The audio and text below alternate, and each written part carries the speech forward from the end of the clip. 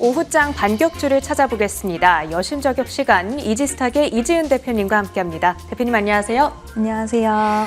네, 오늘은 비가 제법 많이 오고 있습니다. 시장도 날씨를 따라가는 것 같은 오늘인데요.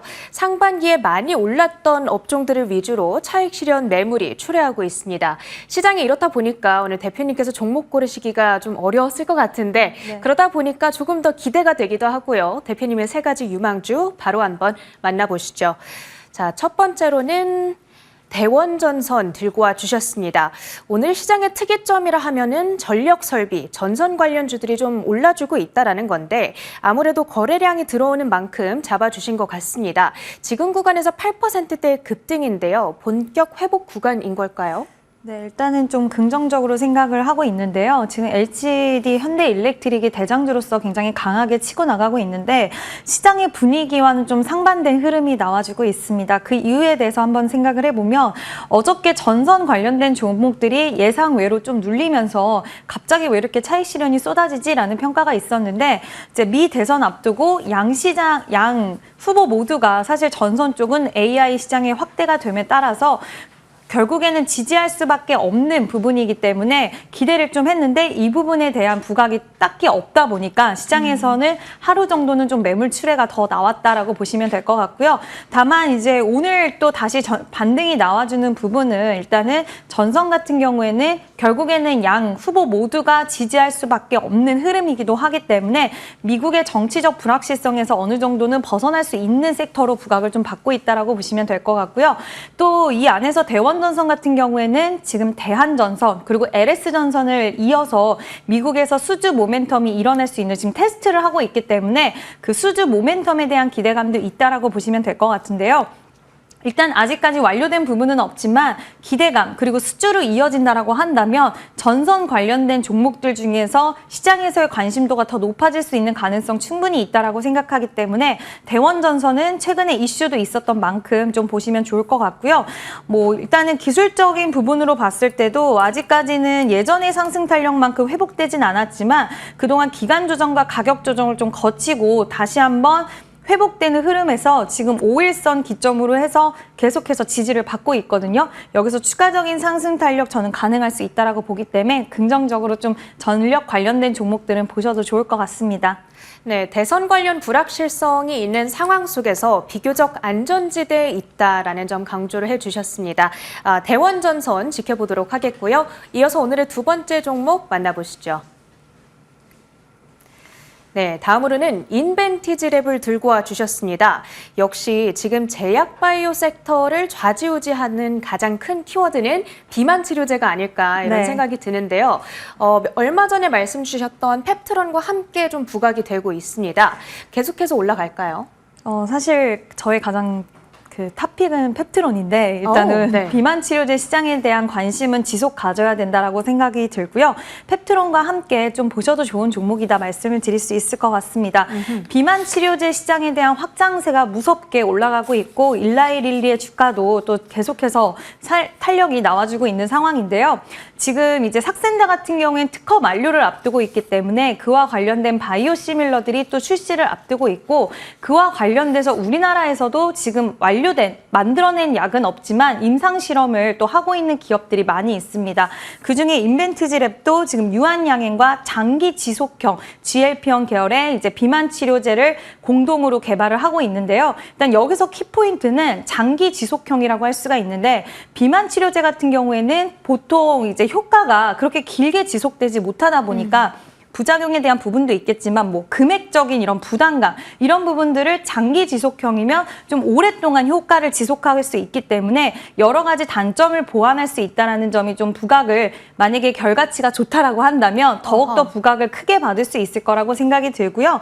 일단 그와 관련돼서 인벤티지랩도 공동적으로 개발을 하고 있기 때문에 기대감 충분히 있을 수 있는 상황에서 펩트론이 지금 너무 가격대가 높게 형성됐다고 생각하는 투자자들의 투자처가 또 이쪽으로 수급이 올 수가 있다는 부분을 염두에 뒀을 때 인벤티지랩은 그동안 많이 빠져 있었어요. 그래서 오히려 상방룸이 아직까지 많이 열려 있다고 볼 수가 있기 때문에 비만 치료제 관련된 종목들은 지속 보셔야 되고 그 안에서 펩트론과 함께 인벤티지랩도 관심 있게 보시면 좋을 것 같습니다. 네, 개발의 진행 상황을 앞으로 계속해서 주목을 해봐야 될 것 같습니다. 인벤티지랩까지 잡아주셨고요.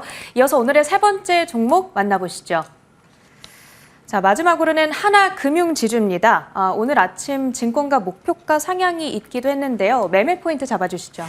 일단은 원래 제가 좀 말씀드리는 종목과는 약간 다른 스타일이긴 한데 시장 분위기가 너무 좀 불안전하다 보니 일단은 밸류업 관련돼서 이제 7월 달에 뭐 세법 개정안이라던가 이런 부분들 발표가 되고 또 ETF에 대한 출시 기대감도 있기 때문에 이런 부분들을 봤을 때 시장이 불안할 때는 또 밸류업 프로그램, 정부 정책 관련된 종목들에게 수급이 더 갈 수 있는 가능성 열어두셔야 되고요.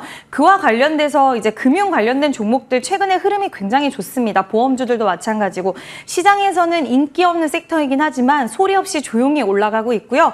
그중에 하나금융지주는 사실 KB금융이 이제 좀 제일 강하다라고 볼 수 있는데 아직까지는 KB금융은 살짝 부담스러운 가격 구간이라고 한다면 하나금융지주는 그래도 덜 부담스럽고 최근에 상반기에는 경쟁사보다 이제 기업 대출로 이익을 좀 잘 챙겼더라고요. 물론 재무 건전성으로 향후에 봤을 때는 대출에 대한 매출이 약간은 불안 요소로 작용될 수 있겠지만 지금 일각에서의 평가는 전반적으로 그래도 좋은 평가가 나오고 있는 상황이기 때문에 주주 환원 관련돼서도 좋은 소식 기대할 수 있는 기업이고요. 지금같이 불안한 시장에서 조금은 좀 안정감 가져갈 수 있는 투자처로 뭐 큰 비중은 아니시더라도 가져가도 괜찮지 않을까라는 의견을 드리고 싶습니다. 네, 아무래도 시장이 좀 흐름이 이렇다 보니까 해칭을 해보자라는 차원에서 밸류업 모멘텀 기대해 볼 수 있는 하나금융지주를 제시해 주셨습니다. 자, 이 세 가지 종목 가운데 오늘 대표님의 탑픽주는 뭘까요? 네, 일단은 비만 치료제를 여러 번 얘기를 했기 때문에 인벤티지랩을 좀 관심 있게 보시면 좋을 것 같은데요. 오늘 상승 탄력이 살짝 나왔다가 그렇게까지 강하게는 붙어주지는 못했는데 펩트론 오늘 또 치고 올라가는 모습이 보이더라고요. 오늘 6%까지 상승이 나왔다 살짝 눌려주고 있는데 오히려 저는 투자 기회로 볼 수 있지 않을까라고 생각을 하고 있고요.